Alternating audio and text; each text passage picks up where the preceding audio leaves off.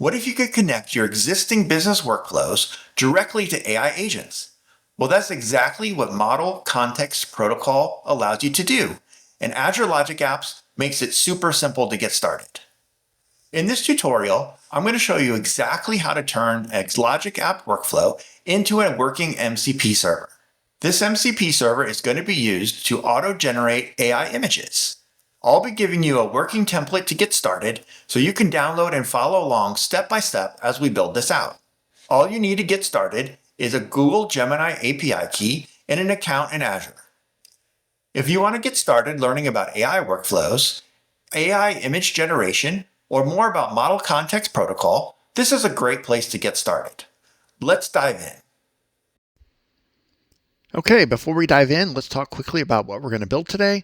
I'm going to take us through step by step creating our very first AI image generator MCP server in Azure Logic Apps. This is going to support a few things. It's going to support multiple input aspect ratios, along with a high and a low creativity setting, which you can see here from these images based on the exact same prompt, what the kind of differences you get between high and low creativity. So this will be real exciting, and we will see how we can build this. Okay, I've now jumped into my local environment and I'm in VS Code. Now this is the workflow we're going to deploy. The one thing I do want to point out here is that we have our HTTP requests, and I've defined our schema here and defined the required parameters as well as detailed information about what each of those parameters are. And this will be very useful for the MCP server when we get this deployed. And they also gave it a rich detailed information about what this process does, what the overall image generator process does. Now, if you want to walk through this image generation workflow in more detail, see the reference video below. I walk through it step by step, and you can see everything that this does. Purpose of this video is to see how we can take this and expose it as an MCP server. So let's see how we can do that. The first thing we're going to do is deploy this to our Azure environment. I'm going to come over here into Azure. Now there's a few different ways to get it to production. You could copy the workflow yourself. Now this full workflow and the parameters file available on my website. You can take a look at it. See the link below for the link to my website to download this workflow so you can do all this yourself step by step. See the first video if you want to see how to run it in your local environment, or you can just grab the workflow and put it into Azure yourself. That will work as well.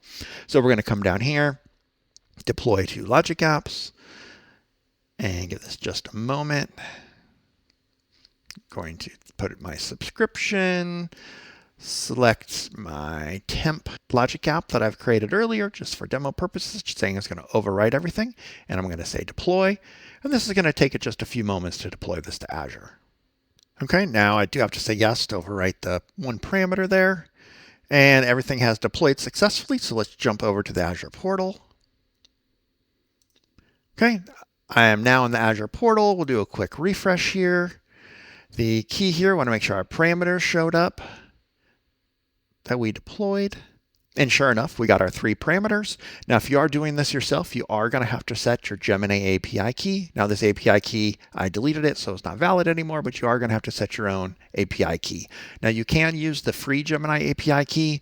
Your results may vary if you actually can run the full workflow. I found that the image generation piece at the end of the workflow doesn't always work with the free quota limits. So you may need a paid API key to get this to work, but nevertheless, you can still run this process at least through the first couple API calls with the free API key.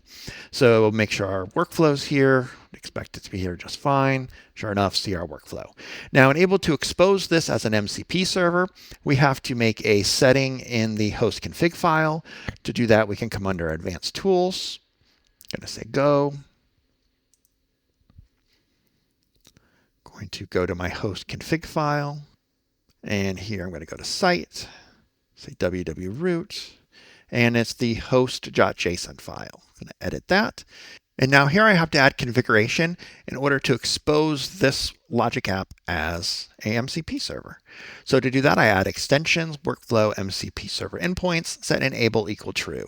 Now for the purposes of this demo, I'm also setting authentication to anonymous. I imagine there'll be other authentication mechanisms available shortly since this is in public preview. For now, setting it to anonymous just so it's simpler and easier to deal with. Authentication and security is not the point of this video. So with that, I simply set save. And now let's jump back and get our URL that we need to enable this as an MCP server. To do that, I come over here and I grab this default domain information.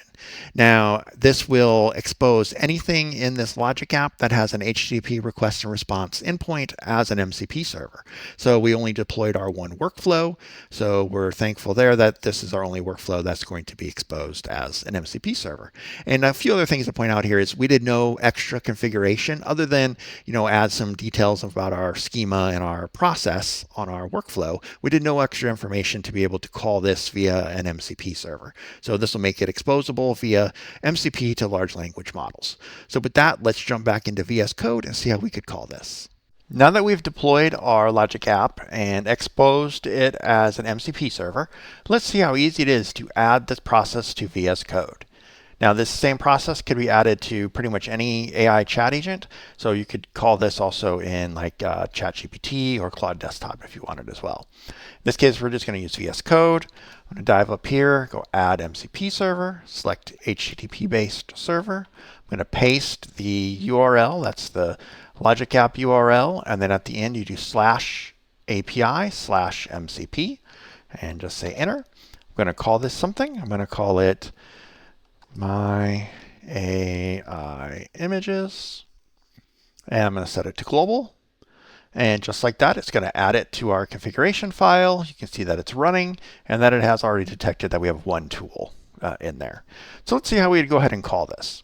Let's come down here, and this is just our general GitHub Copilot agent here. If you don't see this, make sure you have GitHub Copilot installed. If you still don't see it, there's a little chat icon up here on the top right that you can click. In this case, I'm going to select just one of my premium models here. Any of the models should work. And here I'm just going to say, what can I do with my AI images? And we'll just see how it interprets what the MC, and it's searching out there to see what it can do.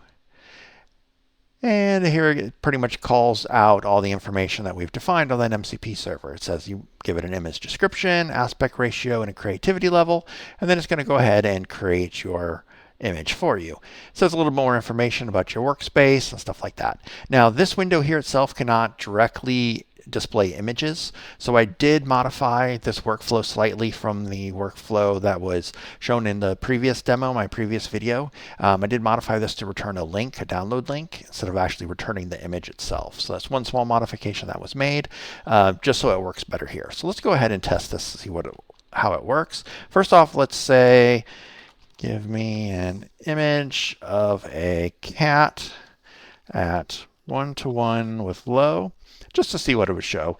If you remember, if you happen to watch the past video, it does not allow any images to be created of a cat. So in this case, we're creating a cat and see what it's going to say.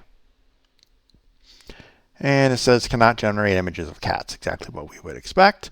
And let's go ahead and let's generate something else. This time, try a pig with 1:1 and low. And now one of the big benefits of this as compared to like an API call is this is just a lot more conversational, right? Okay, so I went ahead and generated that again, and you can see here it gives me a download link to my image. So let's go ahead and click that. I'm going to open that up, and here enough, here's my simple image of a pig just generated for us. So that's pretty neat. So really kind of what we showed here was how we could create these workflows and deploy them to Azure and then expose that Logic app and the workflows inside of them as MCP servers. Then we could call those inside of our AI agent chats, such as here in VS Code. So it's pretty cool stuff. This requires no technical changes to the workflows themselves in order to expose them. Now, I did make the change here to support this window here so that it would give us the download link instead of actually rendering the image itself. But in most cases, you would probably want a download link anyways. It's just easier to handle. I did run into some context window sizes as well when I was trying to download the full image. Some of the other chat windows like ChatGPT was filling up the context window, so it was airing out because of that. So another big reason and a big push to have those download links. So definitely some things you would want to think about if you are going to expose your workflows to MCP servers, just to make sure that that response payload is as concise as possible and to accommodate whatever limitations the agents or the models may have. So with that, I'm going to conclude this demo. Don't forget to check out the related video here for the walkthrough of this workflow, and it can walk you through all the steps and the 3-step process that it takes to generate this image. And don't forget to like and subscribe. Thank you.